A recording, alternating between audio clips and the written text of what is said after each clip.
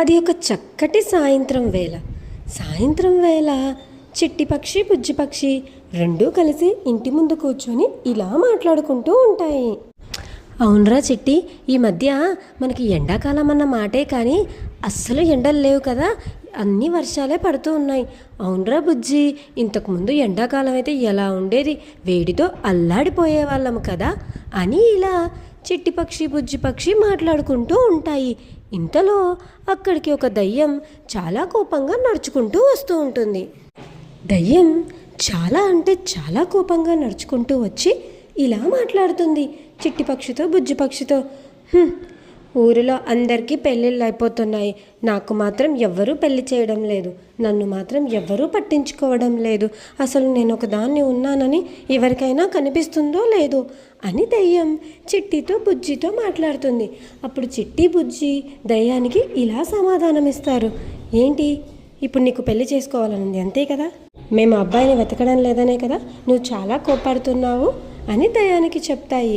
నువ్వేమీ బాధపడకు దయ్యం, నేను చిట్టి కలిసి నీకు ఒక మంచి అమ్మాయిని వెతుకుతాం, సరేనా అని దయ్యానికి చెప్తాయి.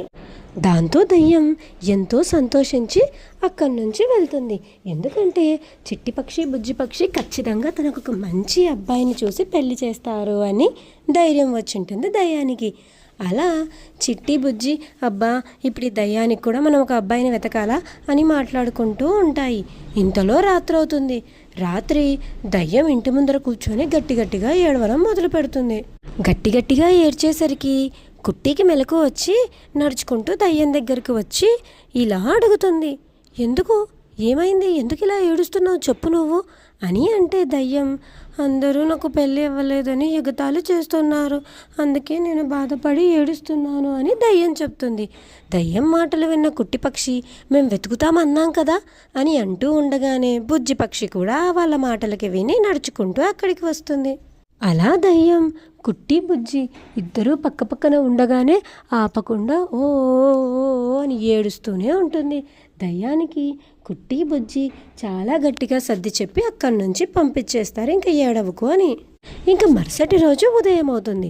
మరుసటి రోజు ఉదయం కుట్టి పక్షి బుజ్జి పక్షి ఎలా అయినా సరే మనం ఇప్పుడు దయ్యానికి పెళ్లి చేయాలి అని చెప్పి ఆలోచిస్తూ ఉండగా అప్పుడు కుట్టి, నేను అడవిలో ఇంకో మగ దయ్యాన్ని చూశాను, ఆ దయ్యాన్ని పెళ్లి చూపులకు పిలుచుకొని రానా, ఆ దయ్యాన్ని చూసి మన దయ్యం కూడా ఒప్పుకుంటే అప్పుడు హాయిగా ఇద్దరికీ పెళ్లి చేసేయచ్చు కదా అని చెప్పి చెప్తుంది. దానికి బుజ్జికి కూడా ఈ ఐడియా నచ్చడంతో సరే పెళ్లి చూపులకి తీసుకొని రా అని చెప్పి పంపిస్తుంది. అలా దయ్యానికి పెళ్లి చూపులు ఏర్పాటు చేస్తారు. పెళ్లి చూపుల్లో దయ్యం గురించి మగ దయ్యానికి మా దయ్యం చాలా మంచిది, ఎంతో చక్కగా వంటలు చేస్తుంది, అసలు కోప్పడ్డమే రాదు అని దయ్యం గురించి అన్నీ మంచి విషయాలు చెప్తూ ఉంటారు పెళ్ళికొడుక్కి. ఇంతలో దయ్యం వచ్చి పెళ్ళికొడుకు పక్కన కూర్చొని ఇద్దరు మాట్లాడుకుంటూ ఉంటారు. అలా ఇద్దరు ఒకరి అభిప్రాయాలు ఒకరికి చాలా చక్కగా కలుస్తాయి.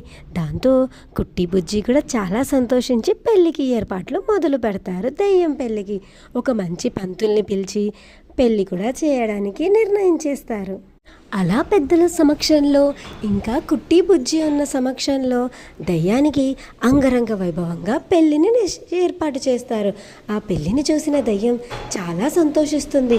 నాకు కూడా ఇంత అద్భుతంగా పెళ్ళి జరుగుతుందా అని చెప్పి దయ్యం ఆనందానికి అవధులే ఉండవు. అలా వారిరువురు ఎంతో సంతోషంగా ఆ పెళ్ళిని చేస్తారు. దయ్యం కూడా ఆ పెళ్ళికి చాలా సంతోషంగా ఉంటుంది.